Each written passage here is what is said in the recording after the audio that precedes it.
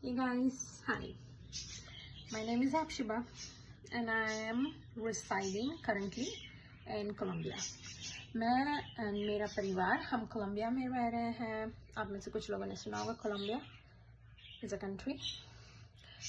कुछ लोगों के लिए शायद फर्स्ट टाइम होगा सुनना कोलंबिया, और कुछ लोग सोच रहे होंगे ये वो कोलंबिया है जो यूएस में है. यूएस में भी एक कोलंबिया है but it's a city, it's not a country, and this one is a country जहाँ मैं रह रही हूँ. ये साउथ अमेरिकन कंट्रीज कहलाती, विच मीन्स कि साउथ अमेरिकन कॉन्टिनेंट में ये कंट्री आती है. जैसे हम इंडिया एशिया कॉन्टिनेंट में, राइट, ऐसे ही Colombia American South American countries South American continent में. एंड कोलंबिया में जो लैंग्वेज है वो है स्पेनिश. सो यहाँ पर लोग इंग्लिश नहीं बोलते हैं, they speak Spanish.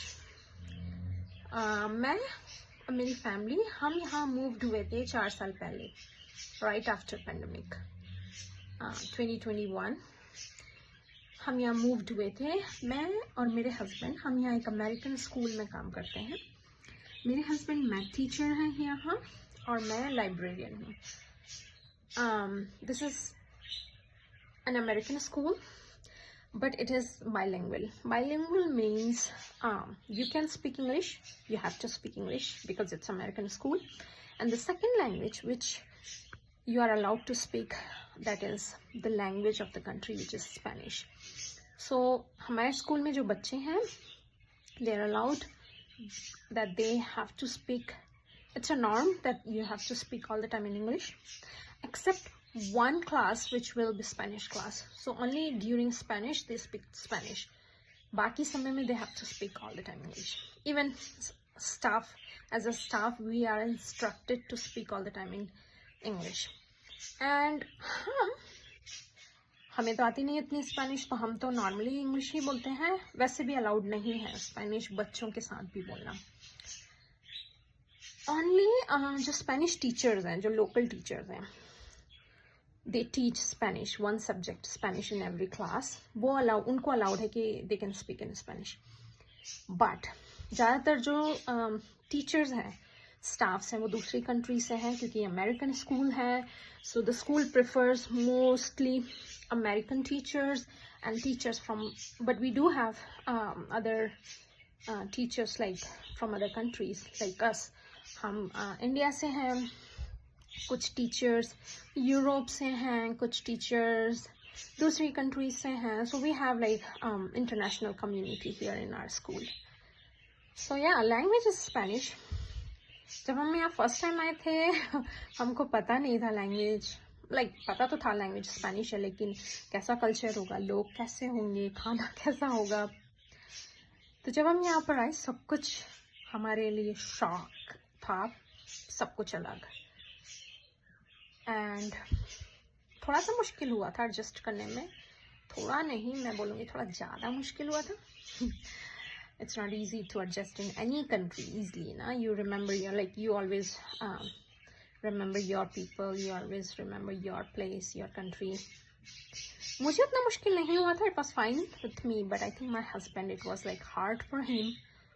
He was home sick, like all the time thinking about India, our relatives, our family back in India. Even खाना यहाँ का जो है, यहाँ पर लोग जो खाना बनाते हैं, इनके पास कोई स्पाइसेस नहीं है. जैसे हम इंडिया में बहुत सारे स्पाइसेस यूज़ करते हैं. We have different spices for every dish, right? They don't have any spices. So basically they just boil things or they roast. If they are making chicken, they will roast it or just boil it with some salt, and that's it. So at first it was really hard. खाना तो tasteless था, like bland, completely bland. It was really hard, and yeah, settling here was hard. खाना इसलिए hard था क्योंकि हम घर में कम बना रहे थे.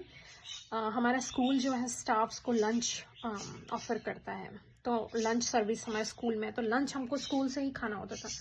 तो वो बहुत मुश्किल था खाना, ब्लैंड, टेस्टलेस. उस समय में हमको ऐसा लगता था. अब तो हम सीख गए और हम आराम से खा भी लेते हैं और अब हमको अच्छा भी लगने लगा है.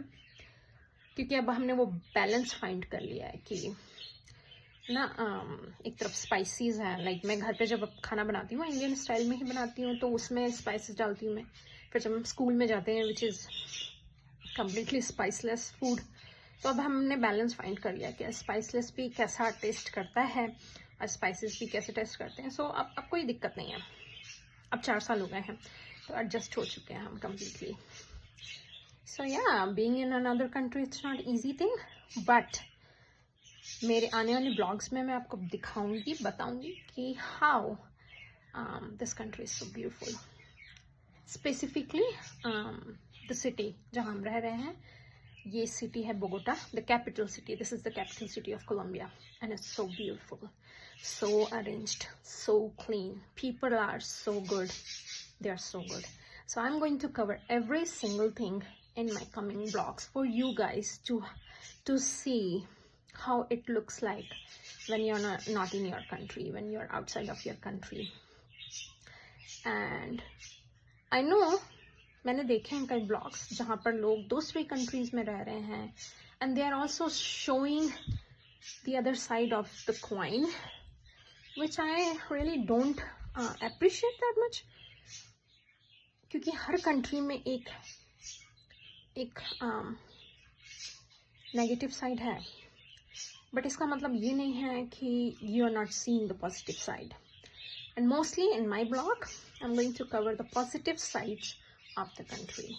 I may tell you हो सकता है मैं आपको बताऊं कि क्या चीज़ें यहाँ पर हमको पसंद नहीं आती हैं, बट ज़्यादातर चीज़ें हमको अच्छी लगती हैं, लोग अच्छे लगते हैं, उनका व्यवहार, उनका कल्चर, मैं सब कुछ कवर करूँगी और आप देख पाएंगे क्या डिफरेंस है यहाँ के कल्चर में और हमारे कल्चर में। तब तक के लिए stay tuned and yeah, if you like my video, even though this is my first video, please stay tuned, like and subscribe so that I can bring more things for you guys. तब तक के लिए bye.